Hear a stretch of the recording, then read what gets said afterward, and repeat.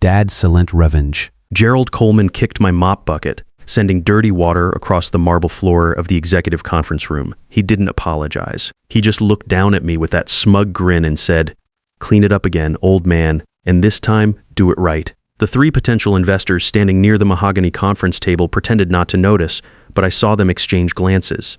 My name is Theodore Mitchell. I'm 58 years old. To my daughter and her husband, I'm just Ted the janitor, some washed-up Marine who cleans their offices for minimum wage. They have no idea that the building they're standing in belongs to me.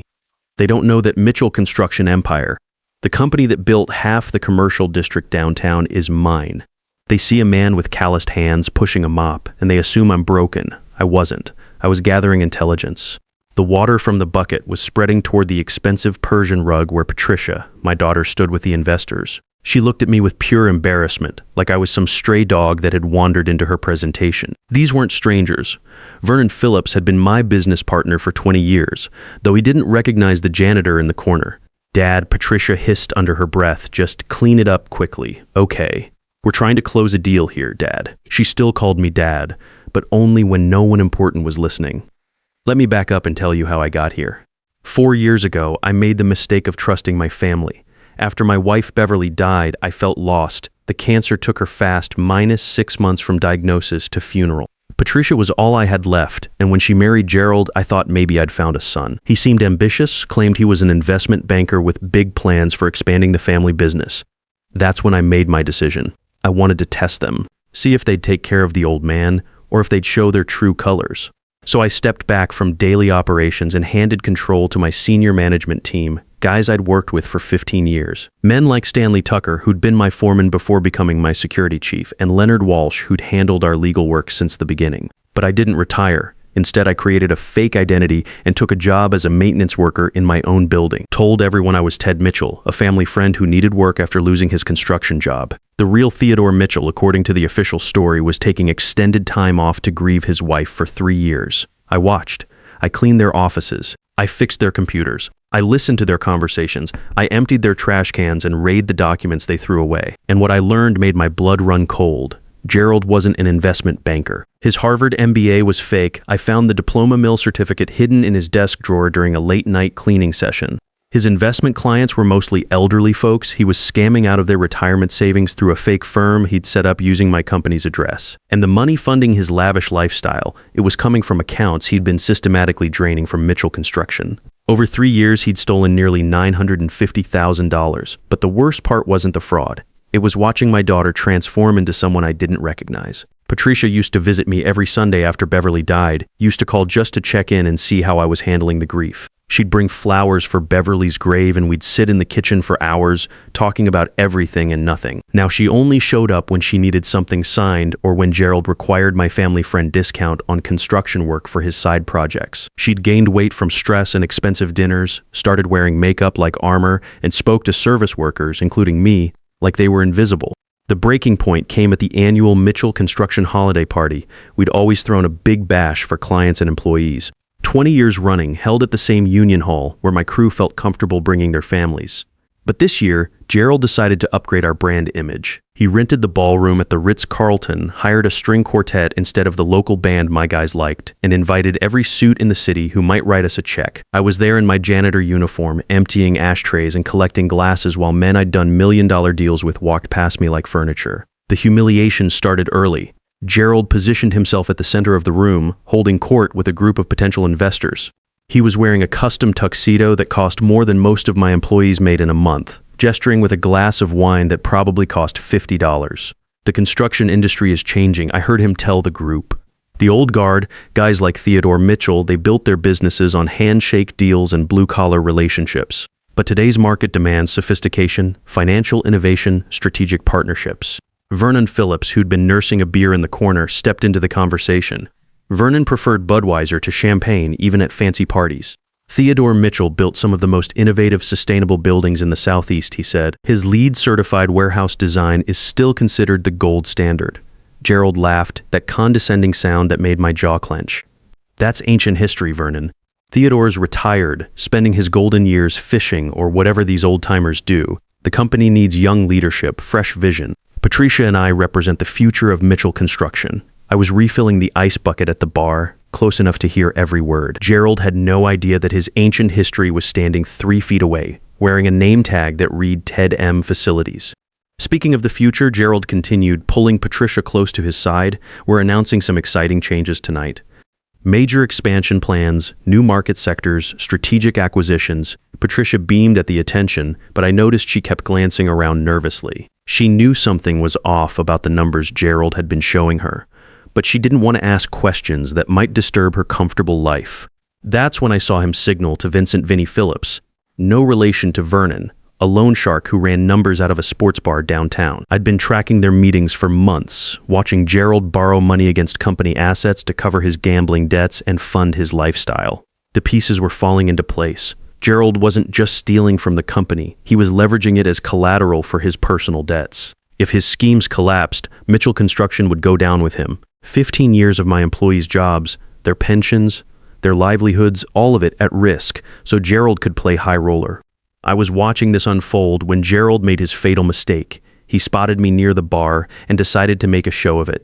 Maybe the wine had gone to his head, or maybe he just couldn't resist the opportunity to humiliate someone in front of his new investors. Either way, he walked over with his entourage in tow. "Excuse me," Gerald said loudly, his voice carrying across half the ballroom. "You there, facilities guy?" I turned around, keeping my expression neutral. "Yes, sir. There's been a spill at table 12. Wine on the tablecloth. I need you to clean it up immediately. We have important guests sitting there." I looked toward table 12. There was no spill. The tablecloth was pristine white linen, unmarked by so much as a water ring. Gerald was testing me, seeing how far he could push the hired help in front of his audience. "I don't see any spill, sir," I said quietly. Gerald's face darkened. "Are you contradicting me? I'm telling you there's a spill that needs cleaning." He stepped closer, invading my personal space. "Maybe your eyes are going bad with age. Maybe it's time we found someone younger for this job." The conversation around us had stopped. People were staring now, some with embarrassment, others with curiosity. Vernon Phillips looked uncomfortable, shifting his weight from foot to foot. Patricia stood frozen near the dessert table, her face flushing red. "I understand, sir," I said, reaching for my cleaning supplies. "I'll take care of it right away." But Gerald wasn't done. He was enjoying this too much. "You know what your problem is, old man? You people from your generation, you think you're entitled to jobs you can't handle anymore. You think showing up is enough, but this is a professional environment now." I knelt down next to table 12, pretending to clean an imaginary stain. My hands were steady, but my heart was pounding like it did during firefights in Fallujah. This was the moment I'd been waiting for, the final proof I needed of who Gerald really was. "Patricia," Gerald called out, loud enough for the entire ballroom to hear. "Come here, honey, I want you to see this." My daughter walked over reluctantly, her heels clicking on the marble floor. She looked down at me on my hands and knees, and I saw something die in her eyes. Not love, that was still there, buried under layers of embarrassment and social climbing. It was respect. The last traces of respect for her father vanished as she watched me clean a stain that didn't exist. "This is exactly what I was talking about earlier," Gerald continued, addressing his audience like he was giving a presentation. "The old generation can't adapt to modern standards. Look at him, he can't even see a simple wine stain. How can we trust him with more complex tasks?" Someone in the crowd laughed nervously. Gerald took it as encouragement. Patricia's father was supposedly some big-shot contractor back in the day. But look where that got him, on his knees, cleaning up after his betters. That's the difference between old money and new money. Old money dies with the old generation. Vernon Phillips stepped forward. "Now hold on a minute, Gerald. That's enough." But Gerald was on a roll, drunk on wine and power, and the attention of the crowd. "Vernon, with all due respect, this is exactly the kind of thinking that's holding back the construction industry.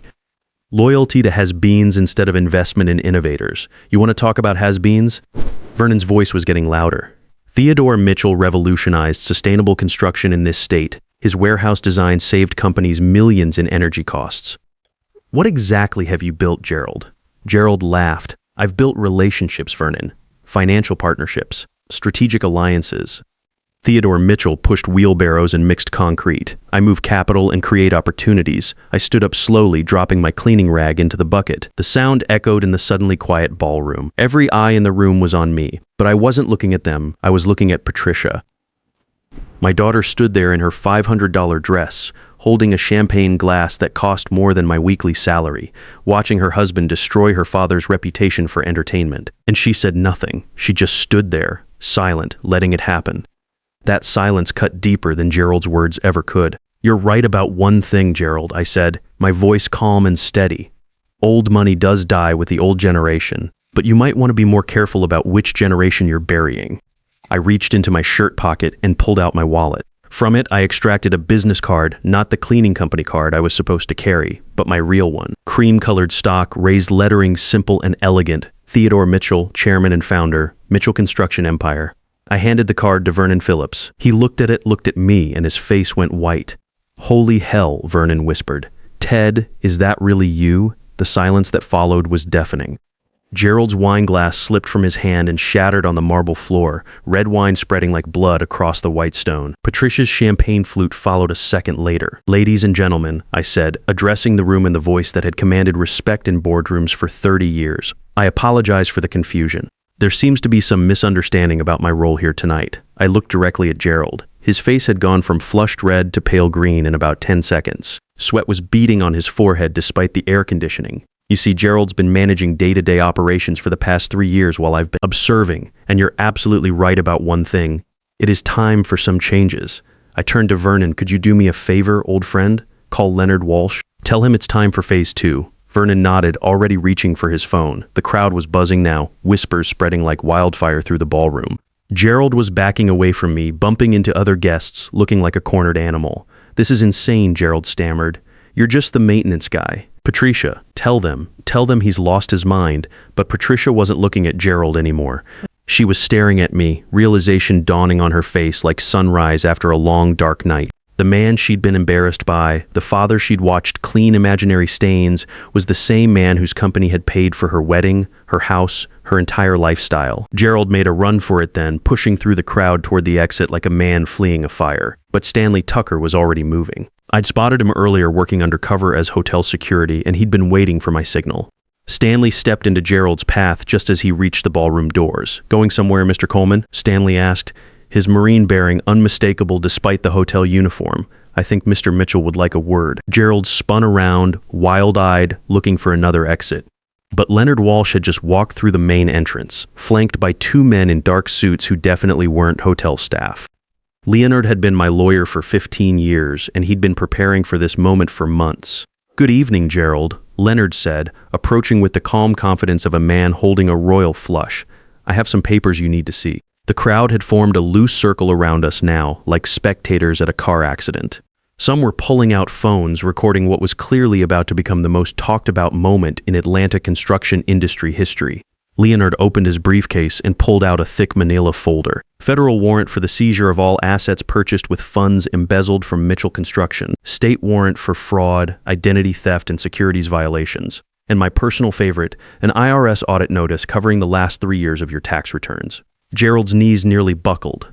This is harassment. I haven't done anything illegal. I work for the company. I have authorization. You have authorization to steal nearly $1 million. Leonard's voice cut through Gerald's protests like a knife. You have authorization to forge my client's signature on loan documents? You have authorization to run investment scams using Mitchell Construction's address and reputation. I watched the color drain from Gerald's face as Leonard laid out the evidence we'd been building for 3 years. Every forged signature, every fake credential, every penny stolen from company accounts. Stanley had been my inside man, using his access to install surveillance equipment and document Gerald's activities. Leonard had been building the legal case, working with federal prosecutors who were very interested in Gerald's elder fraud schemes. The FBI will want to speak with you about your investment advisory business, Leonard continued, specifically about the 47 clients, all over age 65, minus who invested their retirement savings based on credentials you don't possess for returns you never delivered. Gerald looked around the ballroom desperately, searching for an ally, an escape route, anything. His eyes landed on Patricia, who was standing frozen near the bar, still holding her broken champagne glass. Patricia, Gerald pleaded, tell them we're married, we're partners in this business. I had implied authority to make financial decisions. My daughter looked at her husband for a long moment.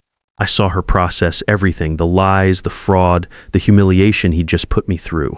The realization that her lifestyle, her social status, even her wedding ring had been purchased with stolen money. I want a lawyer, she said quietly, my own lawyer, not his. That's when the FBI agents Leonard had brought stepped forward.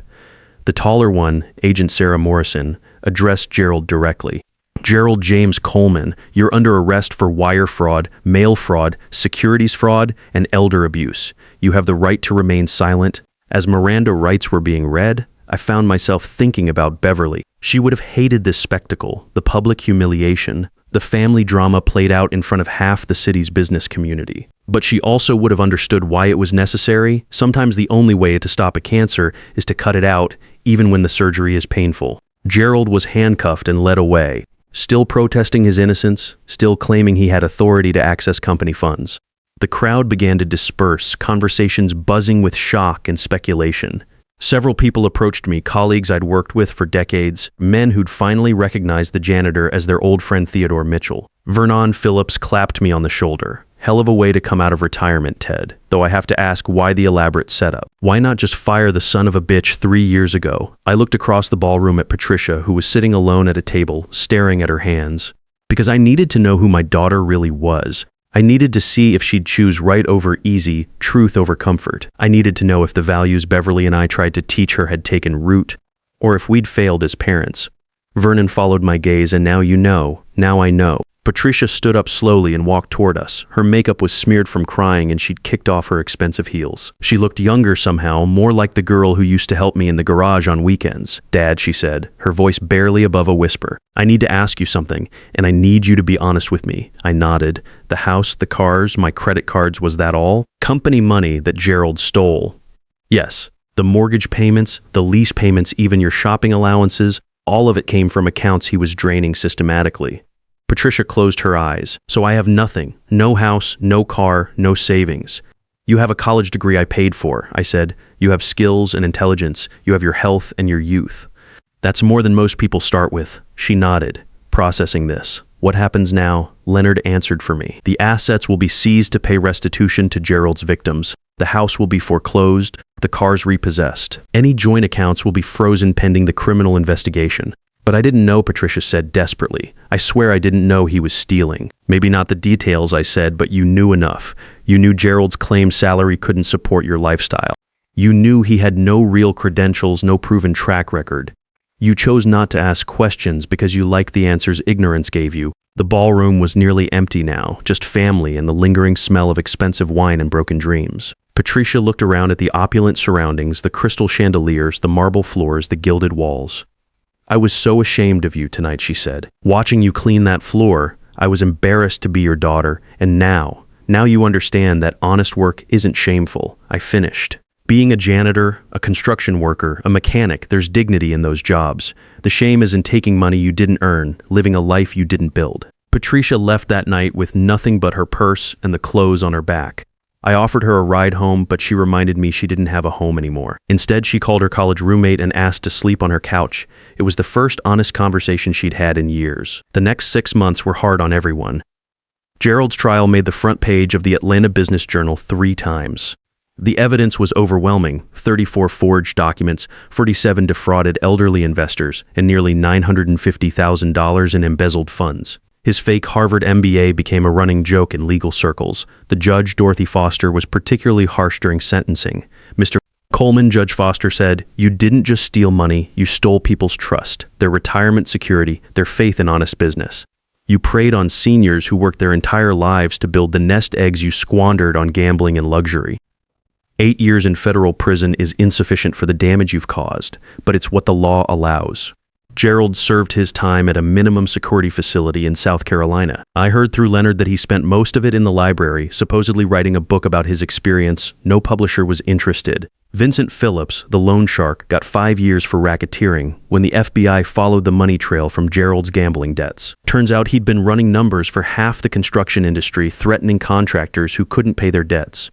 Several of my competitors testified against him, grateful that someone had finally taken him down. As for Patricia, she moved into a studio apartment in Virginia Highland and got a job as an administrative assistant at a small marketing firm, not as a manager or director, as an entry-level employee making $28,000 a year. She took the bus to work, shopped with coupons, and learned that a dollar earned feels different than a dollar given. I didn't contact her for the first 3 months. I wanted to, especially when Stanley reported seeing her at the grocery store, carefully comparing prices on generic brands. But I knew that if I stepped in too soon, if I cushioned the fall, she'd never learn the lesson. Mitchell Construction thrived without Gerald's management. I promoted Stanley Tucker to Chief Operating Officer and brought in my nephew, William Barnes, fresh out of Georgia Tech with an engineering degree and no sense of entitlement. We landed 3 major contracts in the first quarter after Gerald's arrest, including a sustainable housing development that would employ 150 people for 2 years. The company was worth about $15 million when I officially came out of retirement, and we were growing steadily. Not the flashy, leveraged growth Gerald had pursued, but solid, honest expansion built on reputation and relationships. One Saturday morning in late spring, I was in my home office reviewing blueprints when the doorbell rang. I opened it to find Patricia standing on my porch, holding an envelope. She looked thinner, tired, but there was something different in her eyes. Something I hadn't seen since she was a teenager working summer jobs to pay for her car insurance. "Hi, Dad," she said. "I was hoping we could talk." I invited her in and made coffee, real coffee, not the expensive stuff Gerald used to demand. We sat at my kitchen table, the same one where she'd done homework as a kid, where Beverly and I had planned our future, where I'd sat alone after the funeral wondering if I'd failed as a father. "I brought you something," Patricia said, sliding the envelope across the table. Inside was a handwritten letter on plain notebook paper and a money order for $75. "It's not much," she said quickly, "but it's the first money I saved after paying all my bills with my own salary. Rent, groceries, bus fare, everything. This is what was left over from last month." I read the letter. Her handwriting had changed, less elegant, more practical. Like she'd stopped trying to impress people and started focusing on communication. "Dad," she'd written, "I know $75 doesn't come close to what Gerald stole or what you spent raising me, or what I cost you in heartbreak. But it's mine. I earned every dollar of it answering phones and filing paperwork and being polite to people who treat me like I'm invisible. For the first time in my adult life, I understand what you meant about honest work. I'm sorry it took me so long to learn what you were trying to teach me. I'm sorry I chose comfort over character. I'm sorry I let Gerald humiliate you while I stood there caring more about appearances than family. I don't expect forgiveness. I just wanted you to know that your daughter finally grew up. Love, Patricia." I folded the letter carefully and put it back in the envelope. Then I looked at my daughter, really looked at her. The designer clothes were gone, replaced by practical slacks and a simple blouse. Her manicured nails were short and unpolished. She wore minimal makeup and her hair was pulled back in a functional ponytail, but she looked more beautiful than she had in years. "I'm proud of you," I said. Patricia's eyes filled with tears. "I lost everything, Dad. The house, the car, my credit rating, my social circle. Some days I can barely afford lunch." "You didn't lose everything," I said. "You lost the things that were never really yours. What you found was yourself." We talked for 3 hours that morning, about Beverly, about the business, about the mistakes we'd both made. Patricia told me about her job, how she was learning to find satisfaction in small accomplishments, how she'd started volunteering at a senior center on weekends. "The old folks there remind me of you," she said. "They have these amazing stories about building businesses and raising families and surviving hard times. I used to think they were boring, but now I realize they're the ones who built everything I took for granted." As she prepared to leave, Patricia hesitated at the door. "Dad, I know I have no right to ask this, but do you think someday I might earn my way back into the family business? Not as a gift, not because I'm your daughter, but because I've proven I'm worth hiring." I smiled. "You already have, Patricia. William Barnes is doing great work, but we're going to need a marketing coordinator soon. Someone who understands both the blue-collar values that built this company and the professional presentation that modern clients expect. Interested?" The job paid $45,000 a year, minus about half what Gerald had been stealing annually. Patricia took it, and over the next 2 years she proved herself invaluable. She understood clients because she'd learned humility. She respected workers because she'd been one. Today, Mitchell Construction is worth $22 million and employs $200 people. Patricia is our marketing director, a title she earned through 5 a.m. meetings and weekend project sites and treating every customer like family. She drives a used Honda and lives in a modest house she's buying with a 30-year mortgage. That $75 money order is framed in my office, right next to Beverly's picture and my Marine discharge papers. It represents something no inheritance could ever provide, the moment my daughter chose to become a woman I could respect. Sometimes the greatest gift you can give your children isn't protection from consequences, it's the strength to learn from them. You see, revenge isn't about destroying someone, it's about letting them destroy themselves while you document the process for justice. The hardest lesson I learned as a father wasn't how to provide for my child, but when to stop providing so she could learn to provide for herself.